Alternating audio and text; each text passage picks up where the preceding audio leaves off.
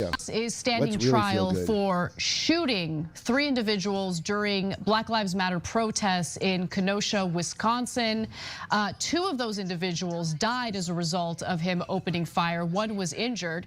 He was also in possession of an illegal weapon, considering the fact that he was 17 years old at the time. Now, as he stands trial, we're getting word regarding the judge's behavior and his ground rules. The trial is set to begin next week, but the judge has set ground rules. This is Circuit Judge Bruce Schroeder, who says that the individuals who were shot. I think we might be getting feedback through Kurt. So I'm just going to. You do? Yeah. Seems like there's a slight echo. Oh, I wasn't hearing it. But... Oh, really? I can hear it. I mean, I don't have my volume up super loud. And killed cannot be referred to as victims. However, they can be referred to as looters, rioters, and arsonists. In fact, Judge Schroeder said to the defense attorney, demonize them if you want to, if you think it will win points with the jury. That is a direct quote from the judge. Oh God, she's so angry. So guess what I did, Adam? Guess what I did? You went and watched the Kyle Rittenhouse I went thing? and watched the fucking pretrial hearing. I did oh too. My I watched God. it before this video ever came out. Kurt, Did you hear this part of it? I muted you, Kurt, just so we wouldn't hear the feedback. I think you have to unmute yourself. Go ahead, Sitch. What were you saying? Kurt's not unmuted. I clicked ask to unmute. Sorry, I had to There you go. confirm on my end that it was okay to be unmuted. Okay, there you go. I had to give consent to the unmute. I know. That's good. Sorry, That's I good. saw sorry about clips. that. Yes. Oh, no problem. I saw clips of it. I didn't watch the whole thing. I saw clips where the judge was saying, you know, what you can and can't say. It didn't sound. I didn't hear him say the word demonize at all. Right. Well, so No, this he is did say that. Go ahead, Yeah, Sitch. this is completely out of context. So what? Totally out of So context. the judge is saying, I don't want you to call them victims because, you know, he thinks that that's incredibly, biased. It's already it's sort of like conferring that he murdered them and that he's not justified for self-defense, which I think is completely reasonable. But say to give the backstory because the judge doesn't allow that in any case in his court ever. Like this that's judge a has, huge thing. Yes, this is not specifically for Kyle Rittenhouse. He's never allowed anyone in any murder trial to use the term victim, or any trial whatsoever until after the trial's over. And then the second part, which Anna keeps harping on, where the judge says, "Oh, you can demonize them or call them rioters or looters or whatever." What the judge says to the attorneys is that if you can prove with evidence throughout the trial that the individuals were committing arson, were rioting, were looting, then during your closing statement, you can call them rioters I did or see looters or arson. Yeah. And he even said to the prosecution, he said, look, if you think you prove that Kyle is a killer, then I would allow you to call him a cold-blooded killer during your closing statement. So this comment, she keeps saying, oh, the judge said to demonize him. Judge said to demonize him. The judge is saying, yes, you, the attorney, are going to try to demonize, each other during your closing statements. But she completely was too lazy, or her researchers were too dishonest to actually figure out the real context to what the judge was saying. This is like 100% fake news. This TYT clip. I only got halfway through it because I got triggered so bad. Like this is insanely crazy what they're saying. Like they obviously don't know the entire context of the situation. And like you said, the thing that bugged me the most about this is Anna Kasparian claims to be a criminal justice reform person. Like that's her pet activism is based on that. And you got to know that the fact that the judge doesn't allow the word victim used in his court, I would assume helps a lot of people get a fair trial. Like this is something that Anna Kasparian should be 100% in favor of. Right. And yet she's here bitching about it. Well, if it was a black somebody, she would say it. I think that's intentional. That's so dishonest. Because when you said it, Sitch, I remembered like, oh yeah, that's so dishonest to frame it that way. And I think that's on purpose because they got like all that Katzenberg money, or they moved to the middle. Like remember Shank's story about how they haven't moved to the middle. They moved to like the far left. They're about to fall off the political spectrum here. By the middle I mean corporate Democrat. So corporate Democrat right now. That's why I was talking about this with Jimmy. Like they're there to make sure there's not a left that's credible in any way, and also get you to vote the lesser of two evils. The TYT's goal is to make sure there's no credible like leftists. No, their goal is to get more money because they weren't doing that well. I don't know how well they're doing, but they got what is it called? Investor money. I believe Jeffrey Katzenberg. Yes, from Katzenberg. Yeah. Okay, so that's Jeffrey a rumor. Katzenberg. I don't know. I've never looked into that myself, so I don't know. I'm sure they And also, did. Al Jazeera is one of the things that they supposedly got money from. Do you remember Al Jazeera America when it was here briefly?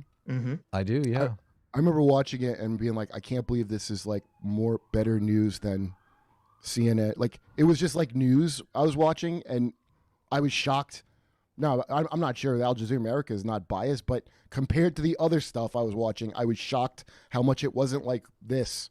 I guess they didn't have a lot of pundits. Anyway, Shank learned his lesson at MSNBC.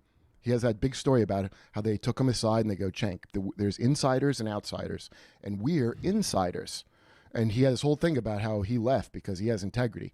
Right. Well, I think he's never going to make that mistake ever again of having integrity. I know. Was that a huge mistake or what, leaving MSNBC? No, I'm sure he's making more money now. I don't know. No, his own people, when that forced the vote thing happened, that's why they all turned like. This is why I love Jimmy, is because he won't be on like the team. Hey, we're on because they're scum. Like, so everything they're doing is, my friend Erin Mate that I just had on. She said he was a Russian asset or a spy. It was crazy. And Aaron's just like a guy who straight up goes to places and reports. And if you confront him on a thing, he'll give you like a answer that he thought out, like none of the stuff that she would do. If you go, Anna, why are you doing this, lying about someone? She's like, you one time said nice news skirt. I'm going to spread, like it's like a campaign dirty tricks as news or something. Have you talked to Jimmy about his position on Karl Marx? I'm curious. No, I never did. I don't know. I want to get to the bottom of this, Kurt. I want to know.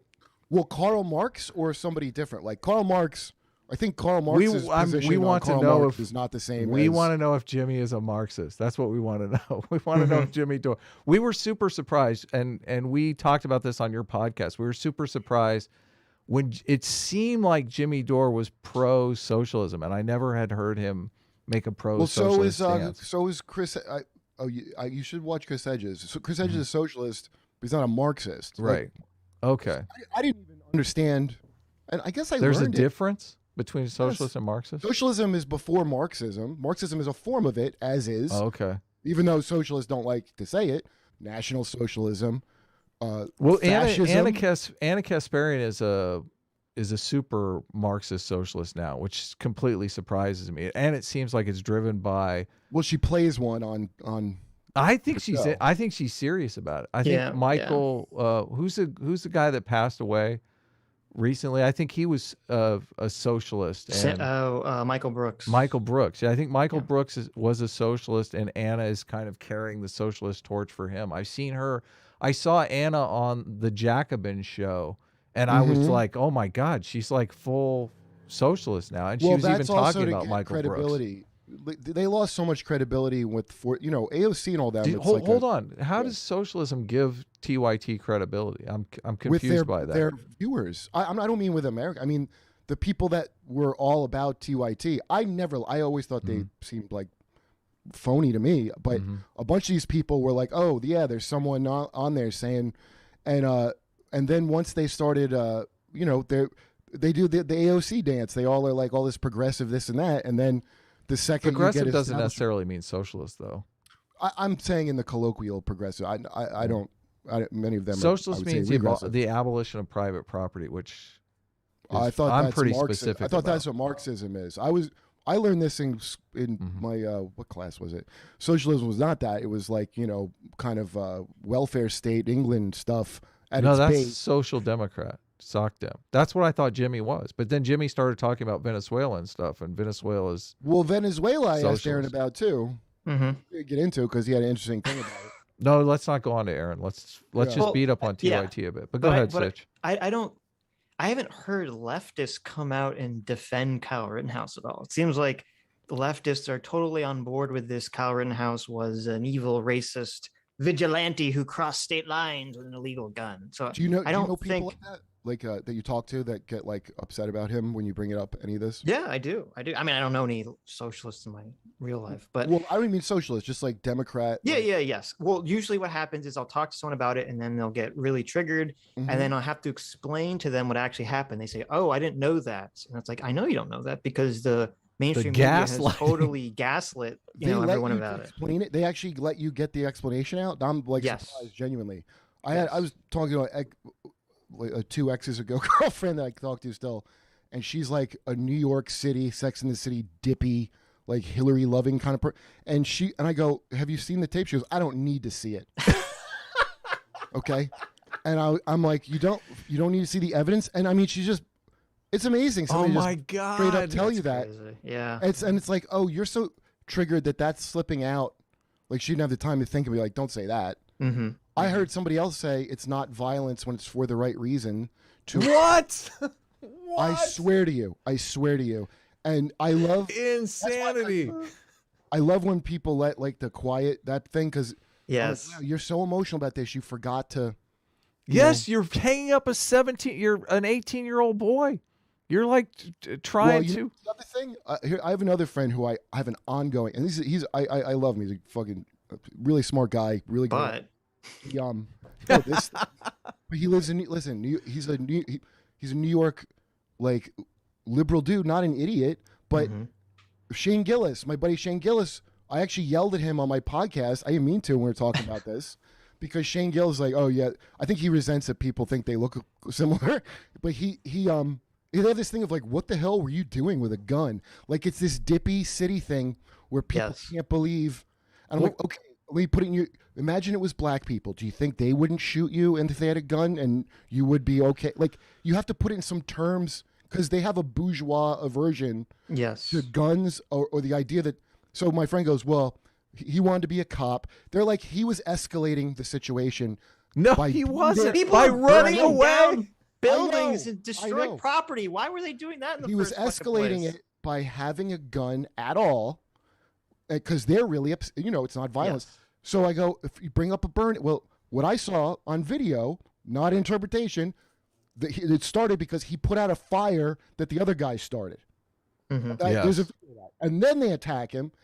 It can't go in. Like he's like, yeah, but he still shouldn't have been there. Well, he was there because now a pedophile rapist is dead. The worst thing is just the gaslighting of the media, because I almost feel sorry for people who have this phony narrative, but it's on CNN, it's on MSNBC, it's on the Young Turks. It shows, like when you're talking to your friends, that once people come to their conclusion, so many people just get wrapped up in defending whatever their initial reaction is, that they're going to go down these crazy paths of like, well, he shouldn't have been there. Well, the protesters shouldn't have been burning down buildings and violating curfew and been there. Like what? It's kind of idiotic.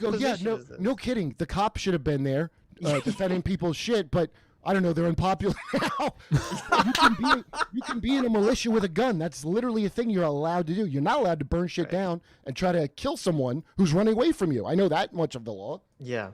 It's the cognitive dissonance around Kyle Rittenhouse. I call this the NPC test. I think if you can't figure out that Kyle is acting in self-defense, that you're just an NPC. You don't actually have free will. What do you guys think is going to happen when obviously Kyle Rittenhouse gets off? Gonna riot. Like it seems this judge. I've watched pretty much everything. I think I haven't missed any of these like pre-trial hearings, and the judge is not falling for any of this shit. The prosecuting attorney tried to get in a photo of Kyle Rittenhouse doing the OK hand sign to say that it was a white supremacist gesture. Yes, he did. And the judge laughed at him, totally laughed at him, and basically laughed it out of court. Yeah. So I can't believe that is so terrifying that nonsense could get. It's terrifying that if they had another judge, it probably would have got in. The New York Times just put out this really long 25-minute propaganda piece on this, where they totally frame it like, a bunch of white men were defending property during a Black Lives Matter protest. And they put up the Kyle doing the okay sign thing. And they're like, here's Kyle after the shooting, putting up the white supremacist hand sign. Yeah, it's ridiculous. It's totally ridiculous. Now, was that one, is that specifically one of the ones that was a 4chan prank? Yes. I'm not sure. Yeah. Yeah. The okay sign was literally a 4chan prank. Yes. Yeah. That they said the media is so dumb though. And the media is like, oh, we don't mind if it's totally made up. This is perfect. Thanks, 4chan. Well, the way it works is it's just like with Pepe. They didn't care.